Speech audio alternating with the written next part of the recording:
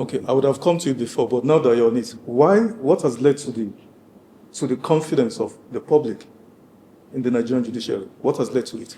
The Nigerian public doesn't have confidence in the judiciary. Why? Because the judiciary has shown itself transparently to be fraudulent, deceptive, and manipulative of, what the public understands to be justice. So you see a lot of legalism but no justice. Any kind of legal process that does not guarantee justice cannot bring about explicit or implicit confidence from the Nigerian people. If you were to have legitimate polling of opinions today in the country by pollsters, I think the judiciary would be staying at the bottom with Nigeria police in terms of the most untrustworthy, arm of government, or agency. So there's no question about it. It is because these judges have, over time, just become problematic, and understanding in the way of justice. They give contradictory rulings even when it's the same level. Sometimes you've heard cases where the Court of Appeal will reverse the Supreme Court. Where do you hear that happen anywhere in the world? Under the military, the judiciary stood firm. They were the last man standing, as it were, against military fascism. We're in a democracy 27 years now. What is responsible for the seeming loss of confidence in the Nigerian judiciary? What is responsible? First, I want to say to you that maybe you are one of the few people who still feel we are in a democracy. You Nigerians no longer think this is democracy. This is not the government of the people, by the people, and for the people anymore. So the moment democracy's meaning don't make sense to Nigerian people, then you can understand why they don't trust all these agencies that are supposed to deliver democratic dividends to them. We are not in a democracy because this is not what democratic rule is all about. We have been some form of quasi-government that probably only history can define. But this is not democracy. This is not the democracy they taught me in social studies and government and university. If we are practicing democracy, the judiciary is supposed to be. So you have said it now that even when it was not democratic rule, the judiciary was the only arm of government, perhaps. Even when we lost, pressure groups like the labor movement, the student movement. I was saying in a different interview today, by the way, that I had more trust that the military will respect court judgments than it is under the current situation. I've been a victim of judgments, orders were flagrantly and dismissed with impunity. I was abducted in front of a judge, and she ran when her wig was in the air, and she came back the next day pretending as if nothing happened. Under normal circumstances, she would not accept to come back until the culprits are brought to book. But nobody even talks about it anymore. So what does that tell you? People have lost confidence because what our judiciary is supposed to do, which is to deliver what is apparent to all to be justice, it has failed in that regard, and it has failed transparently. An average person can tell you that when they are going to court is because they have no option. It's not because they expect something different will happen. Even when something different happens, when it seems like apparently a judge did well, there's another judge around the corner waiting to.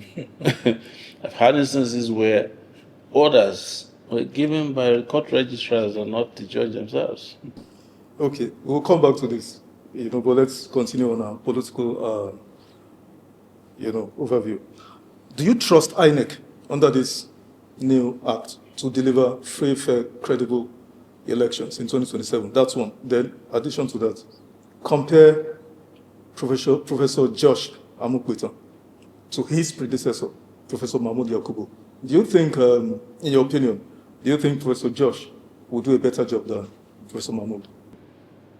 Asking me to trust INEC is as good as asking me to trust the mafioso not to commit crime of any kind. INEC is one of Nigeria's biggest problems, in addition to, of course, the judiciary. And the reason is that INEC has never, in whatever guise, delivered justice, when I mean just electoral justice to Nigerian people. The closest we had to it, they got chickened out. Professor Wosu, that was 1993, where this country for the first time had a semblance of free and fair election. And they did not deliver the outcome to the people. When it was FEDECO in 1979, which was the first time, I think it's Federal Electoral Commission. If 1979 was the first time I was conscious and everybody knew what FEDECO was, he did not deliver electoral justice. Oluwade won the election, popular vote, and they went back and changed the numbers through the judiciary and said, because he didn't meet the 12 to 3rd, the 12 to 3rd majority. Richard Akinjide. Oluwade was denied the opportunity to be president of Nigeria. Abiola won election, INEC did not announce it. Obasanjo reportedly didn't win in 1999, INEC announced it.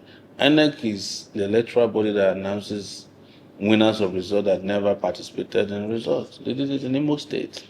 So how can you trust such a body?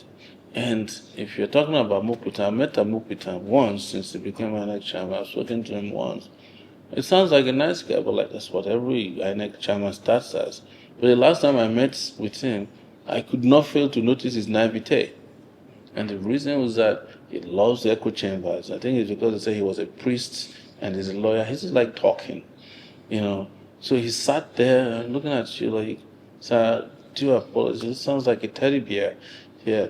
Reason is that he's the last of the jigsaw puzzles that was brought into INEC. Ask yourself who appointed the spokesperson. Who did? Tell us, who did? Tinubu's people. Who appointed his chief of staff? Tinubu's chief of staff.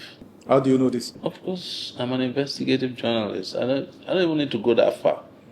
Because they have names. You can Google and see who they were with before they became. So then the one who's going to provide his police, DSS. I'm not saying that, but it takes, a lion heart to act differently from the script.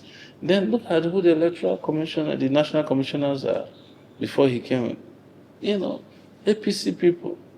They're already in place. He was the last person to occupy the seat. If you want to know INEC, very well.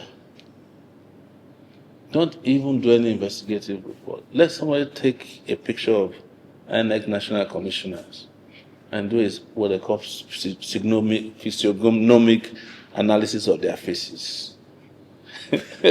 You will just tell that these are Tinubu's people. Does the face show? That's this branch of science called physiognomy or something, where the face can tell of who a person would be by looking at.